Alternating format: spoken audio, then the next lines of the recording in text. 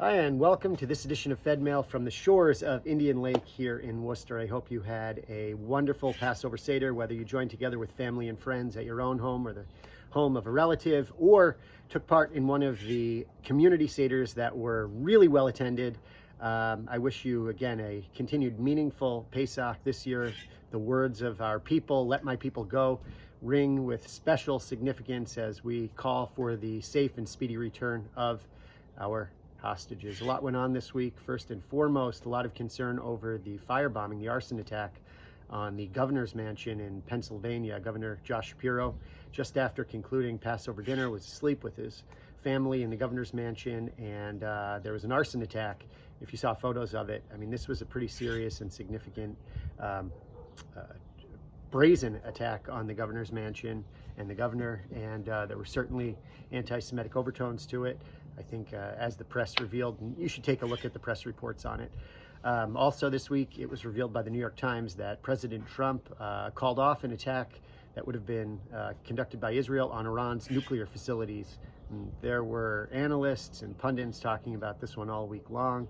I listened to the commentary podcast, read about it in other sources, and I encourage you to do so as well.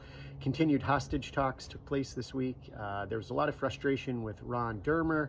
Of the hostage families, 22 hostages remain living in Gaza, according to some reports and some intelligence, among the 59 who are still held in captivity there. And the family members are calling on Dermer to, if an agreement comes, it must release all of the hostage, must call for the release of all of the hostages at once and not leave some behind. There's growing concern about that. There's also a report this week that Hamas is very low on cash and isn't able to pay their fighters any longer. And I think that we may see a quickening of the containment of Hamas due to that. But this war over the last 18 months now, year and a half, has brought twists and turns and unexpected news consistently. So we'll see how that plays out. Also this week, there were continued talks with Iran over the nuclear program. Some headlines that said that the proposal by the United States looks a lot like the JCPOA from 2015. That was the nuclear deal that had been signed by the G7 and Iran, and President Trump pulled out of that during his first term. So we'll see how things look with that when the dust settles, so to speak. There's a lot going on in our own community this week, starting with Mamuna, celebration at the conclusion of Pesach on the 22nd, led by our Shlicha Mayan, taking place at the JCC. That should be a fun, joyous, nice way to end the holiday.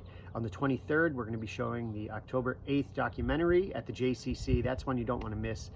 There's been a lot of press about that, how there was a strategy and a plan and an effort to bring out all of the protesters against Israel in the wake of the October 7th attack, and how plans had been prepared for that for some time before the attack even took place. So you don't want to miss that. Then on the 27th, in the morning, Ira Stoll, a renowned journalist who comes from our own community, will be speaking at BI. You don't want to miss that. Ira's got some wonderful insight into what's gone on in Washington, D.C. and around the world, and it should be a great program. Then on the afternoon of the 27th, there is a program a play put on by the Central Mass Jewish Theater Company, being hosted by the Willows. And then later that afternoon is our community Yom HaShoah program. And this year marks 80 years, of course, since the end of the war and the liberation of the camps.